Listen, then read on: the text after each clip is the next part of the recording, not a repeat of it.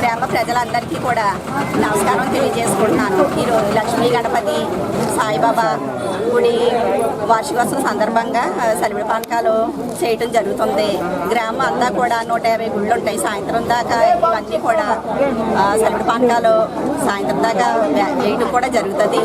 అలాగే గ్రామం అంతా కూడా ముందుండి ఈ సలివిడి పానకాలు అంతా కూడా నడిపిస్తారు. ఇప్పుడు ఉంటుంది. అందరికీ కూడా లక్ష్మీ గణపతి సాయిబాబా ఆశీస్సులు ఉండాలని అందరికీ శుభాకాంక్షలు తెలియజేస్తుంది.